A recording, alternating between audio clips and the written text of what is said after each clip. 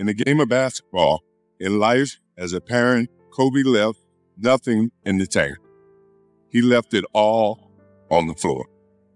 Maybe it surprised people that Kobe and I were very close friends. Kobe was my dear friend. He was like a little brother. Everyone always wanted to talk about the comparisons between he and I. I just wanted to talk about Kobe. You know, all of us have brothers and sisters, little sisters who, for whatever reason, always tend to get in your stuff, your closet, your shoes, everything. It was a nuisance, if I can say that word. But that nuisance turned into love over a period of time, just because the admiration that they had for you as big brothers, big sisters. The questions, the wanting to know every little detail about life that they were about to embark on.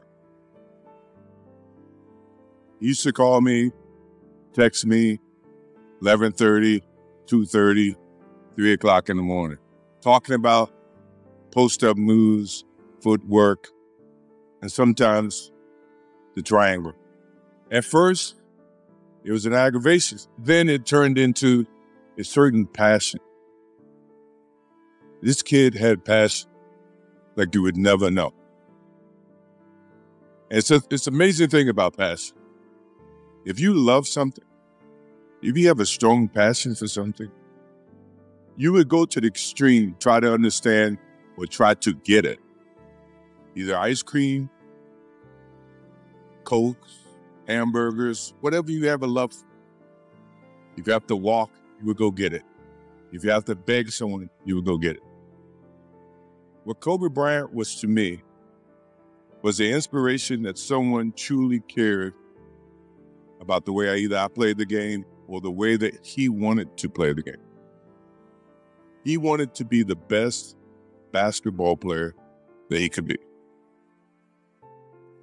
And as I got to know him, I wanted to be the best big brother that I could be. To do that, you have to put up with the aggravation, the late night calls, or the dumb questions. I took great pride as I got to know Kobe Bryant that he was just trying to be a better person, better basketball player. We talked about business. We talked about family. We talked about everything. And he was just trying to be a better person.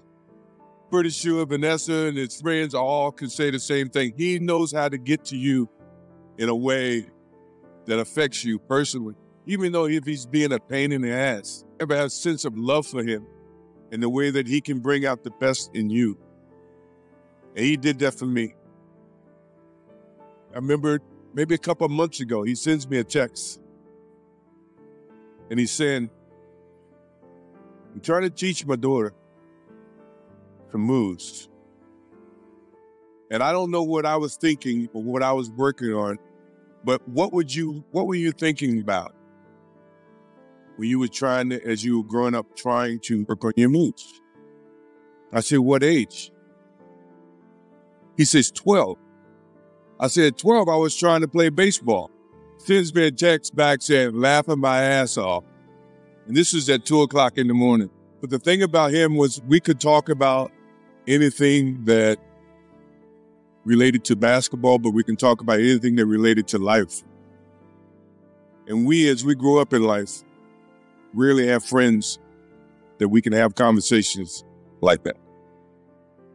Well, it's even rare when you can grow up against adversaries and have conversations like that. I went and saw Phil Jackson in 1999 or maybe 2000. I don't know when Phil was here in LA. And I walk in and Kobe said, did you bring your shoes? No, I wasn't thinking about playing. His attitude to compete and play against someone he felt like he could enhance and improve his game. To me, that's what I loved about the kid. Absolutely loved about the kid. No matter where he saw me, it was a challenge. And I admired him because his passion, you rarely see someone who's looking and trying to improve each and every day, not just in sports, but as a parent, as a husband. I am inspired by what he's done and what he shared with Vanessa and what he's shared with his kids. I have a daughter who is 30, who became a grandparent. And I have 2 twins. I have twins at 6. Can't wait to get home to become a girl dad and to hug them and to see the love and the smiles that they bring to us as parents. He taught me that just by looking at this tonight, looking at how he responded and reacted with the people that he actually loved. These are the things that we will continue to learn from Kobe Bryant. Kobe gave every last ounce of himself to whatever he was doing. After basketball, he showed a creative side to himself that I didn't think any of us knew he had. In retirement, he seemed so happy. He found new passions, and he continued to give back as a coach in his community. More importantly, he was an amazing dad, amazing husband, who dedicated himself to his family and who loved his daughters with all his heart. Kobe never left anything on the court. And I think that's what he would want for us to do. No one knows how much time we have. That's why we must live in the moment. We must enjoy the moment. We must reach and see and spend as much time as we can with our families and friends and the people that we absolutely love. To live in the moment means to enjoy each and every one that we come in contact with. When Kobe Bryant died, a piece of me died. A piece of you died. Or else you wouldn't be here. Those are the memories that we have to live with and we learn from.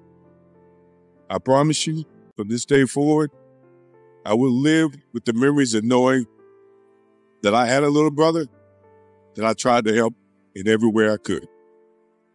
Please rest in peace, little brother.